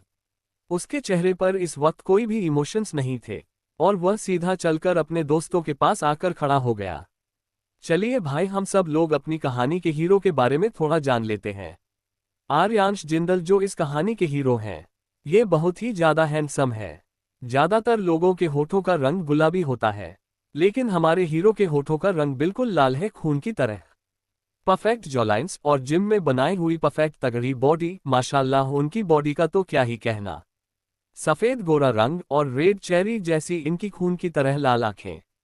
उनकी बॉडी ऊपर बने हुए जगह जगह के टैटू, इनके लेफ्ट हैंड पर लान का टैटू बना हुआ है। वहीं उनकी पूरी पीठ पर ड्रैगन का एक बहुत ही भयानक टैटू बना हुआ है। उनकी राइट चेस्ट पर एक ईगल का टैटू बना हुआ है। वहीं उनके गर्दन और थोड़े से बॉडी पार्ट पर और भी छोटे मोटे टैटू बने हुए हैं जो इनको बहुत ही ज्यादा भयानक लुक देते हैं। और अभी हमारे हीरो सिर्फ 23 साल के हैं।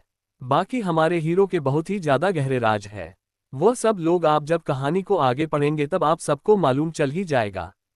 आर्यांश अपने सभी दोस्तों के पास जाकर खड़ा हो गया। उन सभी लोगों ने उसे हाय कहा। आर्यांश ने उनकी बातों का कोई जवाब नहीं दिया, सिर्फ अपना सिर हिला दिया और उसके सारे दोस्त आपस में बातें करने लगे और वह शांति से उन सबको सुनने लगा। वही अभी पूरा कॉलेज 5 मिनट पहले ही नॉर्मल हुआ था, क्योंकि सभी लोगों ने जब आर्यांश जिंदल को देखा था तो वह सब लोग अपनी अपनी जगह पर स्टैचू की तरह खड़े हो गए थे, क्योंकि उसका खौफ उसके पूरे कॉलेज में फैला हुआ था। 5 मिनट बाद फिर से उन सभी की नज़र कॉलेज के मेन गेट की तरफ चली गई, जहां से 3 स्पोर्ट्स बाइक फुल स्पीड में कॉलेज के अंदर आ रही थी। स्पोर्ट्स बाइक पर बैठे हुए हर शख्स पर हेलमेट लगा हुआ था, जिससे उन दोनों को कोई पहचान नहीं पा रहा था। 2 स्पोर्ट्स बाइक आगे चल रही थी, वही एक स्पोर्ट्स बाइक पीछे चल रही थी। उनको देखकर ऐसा लग रहा था जैसे उन दिनों स्पोर्ट्स बाइक में कंपटीशन चल रहा हो। जो 2 स्पोर्ट्स बाइक आगे चल रही थी उनमें से एक का कलर ब्लैक और रेड था, वहीं दूसरी का कलर ब्लैक और नेवी ब्लू था। वहीं पीछे चल रही स्पोर्ट्स बाइक का कलर पूरा ही ब्लैक था। आगे चल रही 2 स्पोर्ट्स बाइक के बीच में घमासान टक्कर चल रही थी। कोई भी एक दूसरे से पीछे नहीं था। कभी red sports bike navy blue वाली बाइक को ओवरटेक करके आगे आ जाती, तो कभी navy blue bike red sports bike को ओवरटेक करके आगे आ जाती। वहीं पीछे चल रही स्पोर्ट्स बाइक बड़े ही आराम से आ रही थी। ऐसा लग रहा था जैसे उसे इस कंपटीशन से कोई मतलब ही ना हो। और अब उन तीनों स्पोर्ट्स बाइक का कंपटीशन और भी टक्कर देने वाला हो गया था, क्योंकि अब वह तीनों बाइक कॉलेज के गेट से बहुत ही नजदीक थी। वही कॉलेज के अंदर खड़े हुए हर एक स्टूडेंट और प्रोफेसर ये जानने के लिए क्यूरियस हो रहे थे आखिर उन स्पोर्ट्स बाइक पर कौन बैठा हुआ है और इन तीनों में से कौन सी स्पोर्ट्स बाइक ये कंपटीशन जीतने वाली है। वही कंपटीशन अब और भी मजेदार हो चुका था। रेड बाइक और नेवी ब्लू बाइक दोनों ही अब बिल्कुल एक साथ चलने लगी थी। अब ये बताना बहुत ही मुश्किल होने वाला था कि आखिर इन दोनों में से ही कंपटीशन कौन जीतेगा। और अभी ये दोनों बाइक एक साथ कॉलेज में इंटर करने वाले ही थी कि तभी एक स्टंट हो गया। इन दोनों के पीछे चल रही ब्लैक बाइक ने जल्दी से अपने बाइक का आगे का टायर एक पत्थर से टकरा दिया।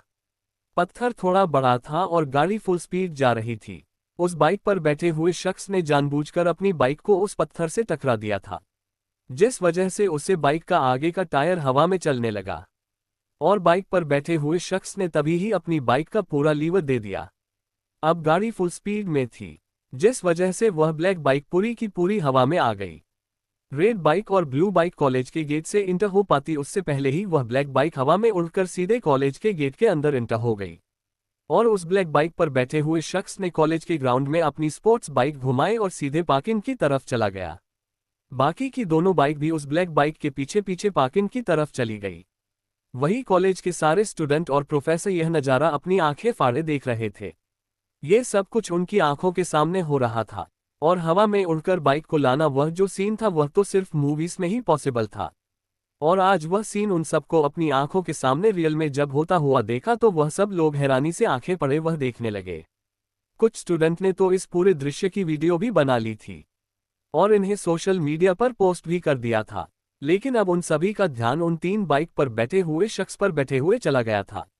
उन 3 स्पोर्ट्स बाइक में से जो रेड स्पोर्ट्स बाइक पर बैठा हुआ था उसने अपना हेलमेट नीचे उतारा, और रेड बाइक पर बैठा हुआ शख्स कोई और नहीं बल्कि हमारा अयान था।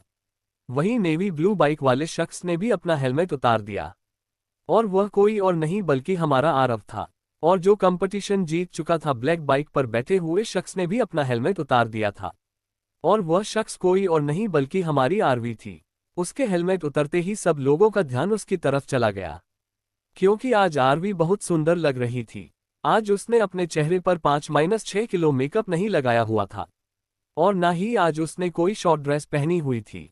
आज आरवी ने स्काई ब्लू कलर का जीन्स पहना हुआ था, और उसके ऊपर ब्लैक कलर का फुल स्लीव टॉप पहना हुआ था, और उसने अपने लंबे बालों का एक खूबसूरत सा बन बनाया हुआ था, जिसको टाई करने के लिए उसने एक बटरफ्लाई क्लिप लगाई हुई थी, और उसके चेहरे पर उसके दोनों गालों पर उसके बालों की लटें आ रही थी, और आज उसकी आंखों पर एक खूबसूरत ग्लासेस लगाए हुए थे। मेरा मतलब है उसे पढ़ने का बहुत शौक था, इसलिए उसने अपनी आंखों पर चश्मे लगाए हुए थे, जिससे आज वह बहुत ही खूबसूरत और इनोसेंट लग रही थी। और सबसे खास बात, आज उसके होठों पर एक खूबसूरती मुस्कान थी, जो उसकी खूबसूरती पर 4 चांद लग रही थी। आरवी जल्दी से अपनी बाइक से नीचे उतरी और कॉलेज के ग्राउंड में आकर गाना गाते हुए डांस करने लगी। हाय हाय होए होए मैं जीत गई, मैं जीत गई जी। हाय हाय होए होए बधोपति बधोपति, आंख लड़ी बधोपति, मौका मिले कदी कदी। हाय हाय होए होए मैं जीत गई जी। आरवी का इस तरह से डांस करना और इतना फनी गाना गाना सबके होठों पर मुस्कान ले आया था। वही अयान और आरव जो अपने हार के गम में अपना मुंह लटकाए बैठे हुए थे, अपनी बहन का इतना फनी डांस देखकर उन दोनों के चेहरे पर भी हंसी आ गई थी। वहीं आरवी के चारों भाई और उसके तीनों दोस्त उसे इस तरीके से देखकर खुद का मुस्कुराने से रोक नहीं पाए। उसकी इतनी क्यूट और फनी हरकत न सबका दिल जीत लिया था और सबके होठों पर मुस्कान ला दी थी। वही कॉलेज के प्रोफेसर और कॉलेज के सारे लड़के आरवी को इस तरीके से देखकर अपनी आंखें फाड़े और मुंह खोले हैरानी से उसे देखने लगे थे, क्योंकि आज उन्होंने आरवी में एक नए रूप को देखा था। कॉलेज में आरवी का रूड बिहेवियर सबसे ज्यादा प्रसिद्ध था। पहले वाली आरवी सबको बुली करती थी, किसी से भी ढंग से बात नहीं करती थी, सबका मजाक उड़ाती थी। वह बहुत ही घमंडी थी, वह सबको अपने पांव की जूती के बराबर भी नहीं समझती थी। उसने कभी कॉलेज में हंसना तो दूर की बात है, आरवी के चेहरे पर कभी किसी ने छोटी सी स्माइल भी नहीं देखी थी। इसलिए आज जब उन सपना आरवी का इतना फनी डांस देखा और इस तरीके से मुस्कुराते हुए देखा तो वह सब लोग हैरान रह गए थे। लेकिन उन सबको आरवी का यह नया लुक और नया अंदाज बहुत पसंद आ रहा था, जिस वजह से कुछ लड़के अपने होठों पर मुस्कान लाकर मुस्कुराते हुए हमारे आरवी को देख रहे थे। वहीं उन सभी लड़कों को किसी की तीखी और लाल नज़र घूर घूर कर देख रही थी, और यह नज़रें किसी और की नहीं बल्कि हमारे आर्यांश जिंदल जी की थी, जो अपनी जान की वजह से उन सभी लड़कों को घूर के देख रहा था। उसने अपने दोनों हाथों की मुट्ठी कसकर बनाई हुई थी, और उसके चेहरे पर गुस्सा साफ नजर आ रहा था। अगर उसका बस चलता तो वह अभी के अभी उन सभी लड़कों को जान से मार डालता। लेकिन सभी का ध्यान आरवी की तरफ होने की वजह से किसी ने भी इस बात पर ध्यान नहीं दिया था। लेकिन आर्यांश के अंदर हुए इस बदलाव को हमारे आदित्य जी ने बहुत ही अच्छे तरीके से नोटिस कर लिया था, और उसके इस बदलाव से आदित्य थोड़ा हैरान भी था। वही आरवी का अब फनी डांस वह खत्म हो चुका था, इसीलिए अब आरवी ने अपना बैग लिया और मुस्कुराते हुए अपना हाथ हिलाते हुए सामने देखने लगी। कॉलेज में खड़े तभी इंसान को यहाँ लगी तक कि आरवी के चारों भाइयों को यही लग रहा था कि आरवी आर्यांश को देखकर मुस्कुराते हुए उसे हाय कह रही है। आरवी ने अपना बैग अपने कंधे पर डाल दिया और वह मुस्कुराते हुए सामने की तरफ जाने लगी। उसके पीछे पीछे अयान और आरव भी चलने लगे। आर्यांश ने जब आरवी को अपनी तरफ आता हुआ देखा तो आज पहली बार आरवी को देखकर उसकी दिल की धड़कनें जोर जोर से धड़ककर शोर करने लगी थी। वहां पर खड़े सभी लोगों को यही लग रहा था कि आरवी चलकर आर्यांश के पास जा रही है, लेकिन इसके आगे जो उन लोगों ने देखा उसके बाद उन सभी की आंखें फिर से हैरानी से बड़ी हो गई। और अब तो सभी के रिएक्शन देखने वाले थे। वहीं यह सामने का नजारा देखकर प्रोफेसर के हाथों से बुक छूटकर नीचे गिर गई। वहीं पर खड़े एक दो स्टूडेंट को तो चक्कर भी आ गए थे। कुछ लोगों के हाथ से उनके बैग छूटकर नीचे भी गिर गए थे। वही जो स्टूडेंट पार्किंग में थे वह सामने का नजारा देखकर उसके हाथों से तो साइकिल ही छूट गई थी। दरअसल हुआ कुछ ये था कि आरवी ने मुस्कुराते हुए अपने सामने देखा और अपने कदम आगे की तरफ बढ़ा दिए। आरवी आर्यांश को क्रॉस करके आगे की तरफ चली गई। उसने पूरी तरीके से आर्यांश को इग्नोर कर दिया था और वह पीछे खड़े अपने दोस्त के पास चली गई थी। वही यह नजारा देखकर अर्थ, विवान और सक्षम की आंखें हैरानी से बड़ी हो गई थी और मुंह पूरी तरीके से खुला रह चुका था। वही यह नजारा देखकर आर्यांश को भी बहुत बड़ा झटका लगा था, लेकिन उसने अपने चेहरे पर कुछ भी शो होने नहीं दिया था। रुद्र उन तीनों की तरफ देखकर बोला, अपना मुंह तो बंद करो अंकल। चैप्टर 7 प्यार का असली मतलब। आरवी सभी लोगों को इग्नोर करके पीछे खड़े अपने दोस्तों के पास चली गई और उसके पीछे पीछे उसके देना भाई भी चले गए। चलिए हम सभी लोग आरवी के दोस्तों के बारे में जानते हैं। सुरभि देशमुख और सौम्या देशमुख, इन दोनों की उम्र अभी 21 साल है। ये दोनों आरवी की बहुत अच्छी दोस्त है। ये दोनों हमेशा उसे गलत काम करने से रोकती है और ये दोनों अपने दोस्त आरवी से बहुत प्यार भी करती है। वैसे ये दोनों बहनें हैं, निशी भारद्वाज और निशांत भारद्वाज। ये दोनों भी आरवी के बहुत अच्छे दोस्त हैं। इन दोनों की उम्र अभी 21 साल है और ये दोनों भी भाई बहन हैं। आम्या जिंदल, अंशिका जिंदल, वंश जिंदल और निशीत जिंदल, ये सारे जिंदल फैमिली के बच्चे हैं। अरे सभी लोग आरवी के बहुत अच्छे दोस्त हैं। अर्जुन कपूर और अंश कपूर, ये दोनों भी आरवी के बहुत अच्छे दोस्त हैं। सिया राठौर और देवांशी राठौर, ये दोनों भी बहन है और हमारी आरवी की बहुत अच्छी दोस्त है। और इन सभी की फैमिली आपस में बेस्ट फ्रेंड है, इसलिए इन सभी के बच्चे भी एक दूसरे के बेस्ट फ्रेंड है। ऐसे ही आरवी के फ्रेंड सर्कल में आरवी, अयान, आरव, सुरभि, सौम्या, निशी, निशांत, आम्या, अंशिका, वंश, निशित, अर्जुन, अंश, सिया और देवांशी, ऐसे 15 लोगों का ग्रुप था। आरवी आगे जाकर अपने सभी दोस्तों के पास खड़ी हो गई। उसके सभी दोस्त आरवी के पास आए और उसे एक एक करके देखने लगे। उन सभी के चेहरे पर आरवी के लिए फिक्र साफ साफ नजर आ रही थी। सौम्या ने आरवी को देखकर कहा, आरवी अब तुम ठीक हो ना? तुम्हारे सर पर चोट लगी थी, अब वह ठीक हो गई है ना? अब तुम्हें कहीं पर भी दर्द तो नहीं हो रहा? उद्धरण चिन्ह। अर्जुन बोल पड़ा, आरवी सौम्या जो पूछ रही हैं उसकी बातों को जल्दी से जवाब दो। और तुम मुझे एक बात बताओ, तुम्हें किसने कहा था इतनी जल्दी कॉलेज जाने के लिए? अपने घर पर रहकर आराम नहीं कर सकती थी तुम? तुम्हें पता भी है कितना बड़ा एक्सीडेंट हुआ था तुम्हारा और तुम्हारे सर पर कितनी गहरी चोट लगी थी, इसलिए तुम्हें इतनी जल्दी कॉलेज नहीं आना चाहिए था। कुछ दिन और अपने घर पर आराम कर ली थी तो क्या चल जाता तुम्हारा? ऐसे ही सब लोग एक एक करके अपनी अपनी फिक्र में आरवी से बातें कर रहे थे और कुछ लोग आरवी को डांट भी रहे थे। आरवी अब थोड़ी इरिटेटेड होने लगी थी, इसलिए उसने हल्के गुस्से से सब की तरफ देखकर कहा, बस चुप, बिल्कुल चुप, अब कोई कुछ नहीं बोलेगा। अब जो कोई बोलेगा तो वह सिर्फ मैं होगी और सिर्फ मैं ही बोलूंगी। और आप सब लोग ये क्या मुझ पर सवालों की बरसात किया जा रहे हैं? अरे भाई, मैं आप सबके सामने खड़ी हूँ, देख लो मुझे अच्छे से, मैं बिल्कुल फिट एंड फाइन हूँ और अब मुझे कहीं पर भी दर्द भी नहीं हो रहा। फालतू में आप सब ने मुझे इतनी सारी बातें बोल दिया और मुझे डांट दिया। जाओ, मैं अब आप में से किसी से भी बात नहीं करूंगी। उद्धरण चिन्ह। इतना बोलकर आर्मी ने उन सब से अपना मुंह फेर लिया और हाथ बांधकर फुले हुए मुंह से खड़ी हो गई। आरवी गुस्से में भी बहुत ही प्यारी लग रही थी। उसका इतना इनोसेंट गुस्से भरा प्यारा रूप देखकर सबके होठों पर मुस्कान आ गई थी। अंश आरवी के सामने जाकर खड़ा हो गया और अपने दोनों हाथों से अपने कान पकड़ता हुआ बोला, I am really really sorry Aru, please हमें माफ कर दे। तू तो हमारी बेस्ट फ्रेंड है ना, अपने बेस्ट फ्रेंड के लिए इतना नहीं करेगी? वह क्या है ना, जब तुझे सर पर चोट लगी थी और तेरे सर से खून बह रहा था ना, वह हम सब ने देखा था। इसलिए हम सबको बस तेरी फिक्र हो रही थी, इसलिए हम बस ये कह रहे थे कि तुझे कुछ दिन और अपने घर पर रेस्ट करना चाहिए। उद्धरण चिन्ह। आरवी बोली, मैं जानती हूँ तुम सब लोग मेरी बहुत फिक्र करते हो, लेकिन मैं तुम सबके सामने खड़ी हूँ, तुम सब लोग अपनी आंखों से देख सकते हो कि मैं बिल्कुल ठीक हूँ, तो फिर मैं घर पर रहकर राष्ट्र क्यों करूँ? तुम सब जिस तरीके से मुझे डांट रहे थे ना, मुझे वह बिल्कुल अच्छा नहीं लगा। उद्धरण चिन्ह। अंश उसके गालों को खींचते हुए बोला, अच्छा बाबा मेरा प्यारा सा टेडी बेयर, तू प्लीज हमें माफ कर दे, और इसके बदले में अगर तू हमें कोई पनिशमेंट देना चाहती है तो ठीक है, हम सब लोग तेरी पनिशमेंट मान भी लेंगे, पक्का प्रॉमिस। उद्धरण चिन्ह। आरवी अंश की बात सुनकर चहकते हुए बोली, सच्ची मैं तुम सबको जो चाहे वह पनिशमेंट दे सकती हूँ।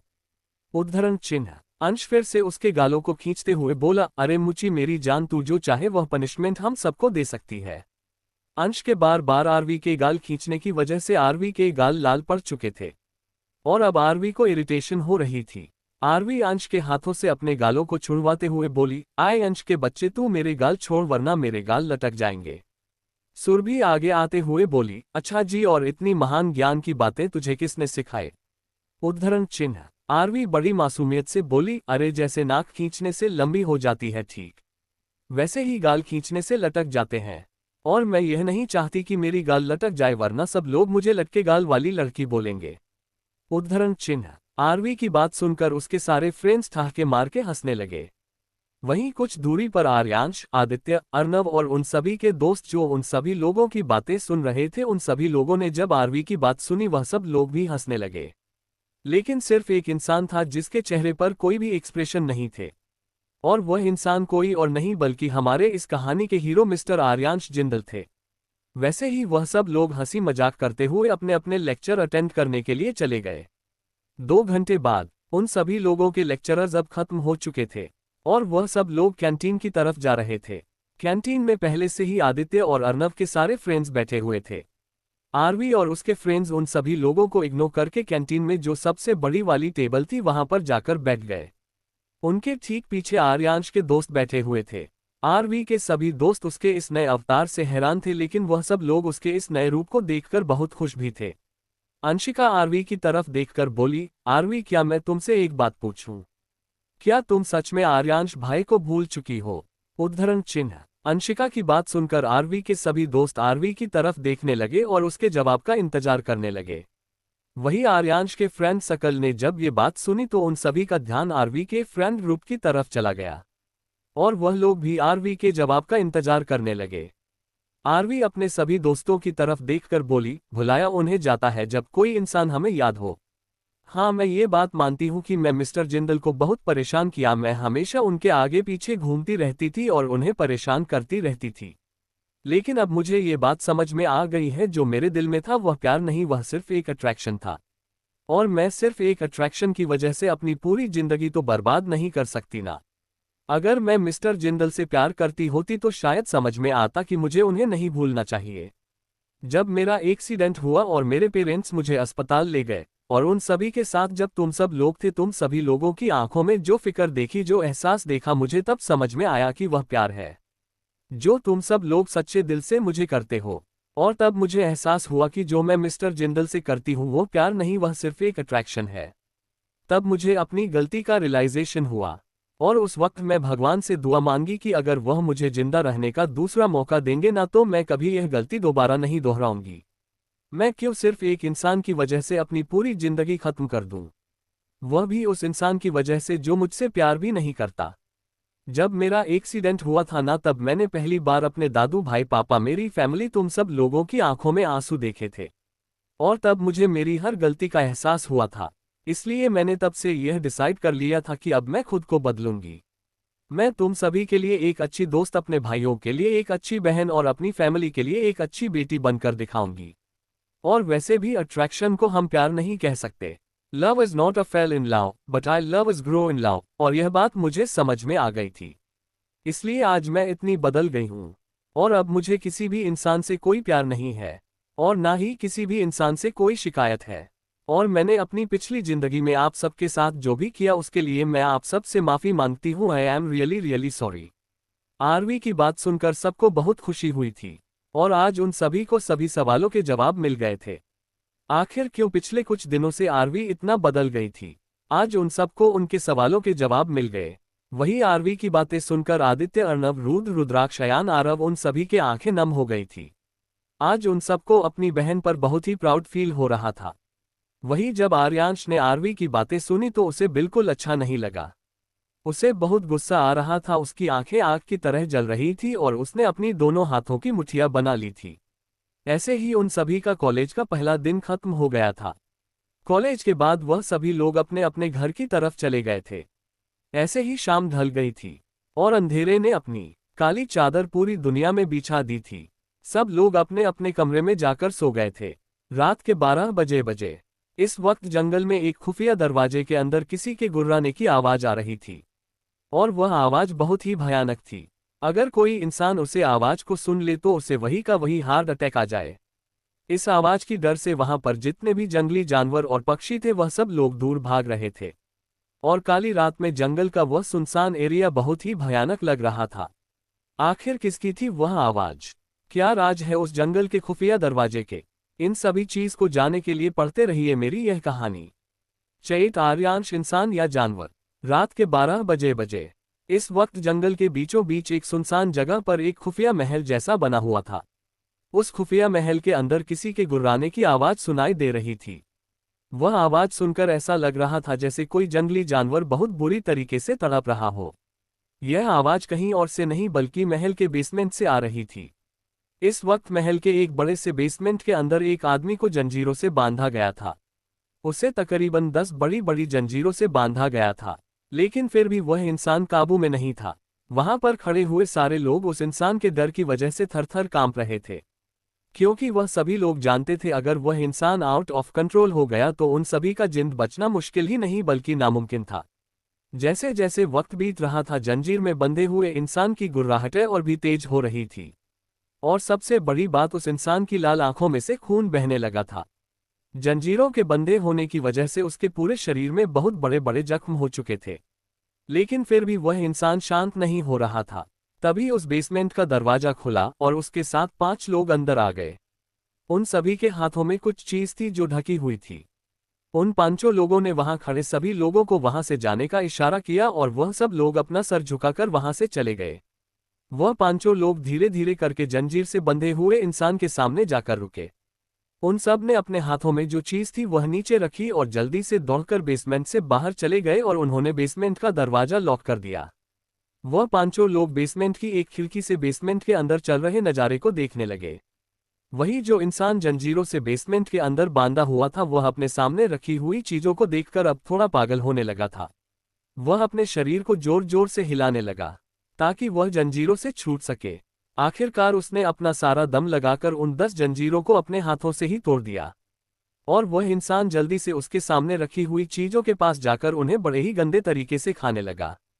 वही जो 5 लोग खिड़की से यह सारा नजारा देख रहे थे उनमें से एक इंसान को तो अपने सामने का नजारा देखकर उल्टी हो गई, क्योंकि वह नजारा सच में बहुत ही भयानक नजारा था। वही बाकी खड़े हुए लोगों ने यह नजर देखकर अपनी अपनी आंखें बंद कर दी, क्योंकि वह लोग भी इस नजारे को बर्दाश्त नहीं कर सकते थे। आधे घंटे बाद बेसमेंट के अंदर जो इंसान था उसने अपने सामने रखी हुई सारी चीजों को खा लिया था और फिलहाल बेसमेंट पूरी तरीके से खून के लाल रंग में रंग चुका था और जंजीरों में जो इंसान बांधा हुआ था अब वह बेहोश हो चुका था। वही यह सारा नजारा 5 लोग जो खिड़की से देख रहे थे वह सब लोग बेसमेंट के अंदर आ गए और उन्होंने जमीन पर बेहोश इंसान का कर अपनी गोद में लिया और अपनी आंखों में आंसू लेकर जमीन पर पड़े हुए बेहोश इंसान का कर सहलाने लगे। उन 5 लोगों में से एक इंसान बोला, पापा प्लीज आप शांत हो जाए। अगर आप ही ऐसे रोएंगे तो आर्यांश को कौन संभालेगा। अब जानते हैं ना, जब कल सुबह वोट कर अपनी हालत देखेगी तो उसके दिल पर क्या बीतेगी।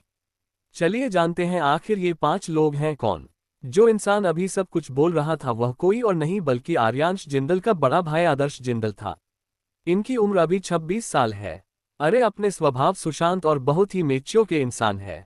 वही जो दूसरे इंसान है वह आर्यांश जिंदल के पापा अर्पण जिंदल है। इनकी उम्र अभी 65 वर्ष है। यह अपने घर के सभी बच्चों से बहुत प्यार करते हैं और बहुत ही खुशमिजाज इंसान है। वहीं उन 5 में से दूसरे 2 लोग थे वह आदर्श और आर्यांश के बेस्ट फ्रेंड है। अभिनील और हर्षील ये दोनों अनाथ है और साथ में हमारे हीरो के सिक्योरिटी गार्ड भी है। वही जो 5वां इंसान है वह डॉक्टर सचिन है। सचिन जी एक डॉक्टर होने के साथ एक साइंटिस्ट भी है। इनके सफेद बाल इनकी एक्सपीरियंस की कहानी कहते हैं। आदर्श डॉक्टर सचिन की तरफ देखकर बोला, डॉक्टर आखिर आर्यांश के साथ यह सब कुछ कब तक चलेगा? आखिर कब तक ऐसे जानवरों की तरह रहेगा? डॉक्टर सचिन बोले, आदर्श ये बात तुम अच्छे से जानते हो, आर्यांश दूसरे इंसानों की तरह नहीं है। वह तुमसे मुझे इनफैक्ट वह सारी इंसान की जाति से ही अलग है। जैसे नॉर्मल इंसान को जिंदा रहने के लिए खाना पीना जरूरी है, ठीक वैसे ही आर्यांश को जिंदा रहने के लिए इंसान और जानवरों का मांस और खून की जरूरत है।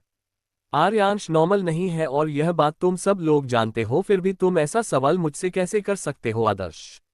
उद्धरण चिन्ह। आदर्श बोला, आर्यांश नॉर्मल नहीं है इसका मतलब ये तो नहीं ना हम सिर्फ हाथ पर हाथ धरे बैठे रहे। आप तो इतने बड़े डॉक्टर और साइंटिस्ट हैं, आप मेरे भाई का इलाज कीजिए ना।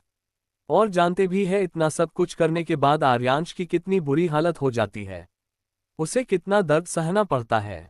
डॉक्टर सचिन बोले, आदर्श मैं मानता हूं कि तुम्हें आर्यांश की फिक्र है, लेकिन तुम भी एक बात अच्छे से जान लो, आर्यांश अभी जो दर्द सह रहा है उससे लाख गुना ज्यादा जब उसकी थेरेपी होगी तब उसे दर्द सहना होगा। और इसमें मैं या फिर दुनिया का कोई भी साइंटिस्ट कुछ भी नहीं कर सकता। उद्धरण चिन्ह। अर्पण जी बोले, बस अब कोई कुछ भी नहीं बोलेगा। डॉक्टर सचिन जल्दी से मेरे बेटे के घाव पर दवाइयां लगाए। हम अभी और इसी वक्त आर्यांश को अस्पताल लेकर जा रहे हैं और अब मुझे आगे इस बारे में कोई भी बहस नहीं करनी। अभिनव और हर्षील तुम दोनों यहां से यह सारा खून साफ करवाओ। और आदर्श तुम जल्दी से गाड़ी निकालो, हम अभी ऐसे लेकर अस्पताल जा रहे हैं। अर्पण जी की बात सुनकर सभी ने अपना सर हाँ में हिला दिया। अर्पण जी और सचिन जी बाकी बॉडीगार्ड्स के साथ मिलकर आर्यांश को गाड़ी की तरफ ले जा रहे थे। आदर्श भी उन सभी के पीछे पीछे जाने लगा, लेकिन तभी अभिनील ने उसका हाथ पकड़ लिया। अभिनील आदर्श की तरफ देखकर बोला, आदर्श हमें तुझसे एक बहुत जरूरी बात करनी है और यह बात आर्यांश के लिए बहुत जरूरी है।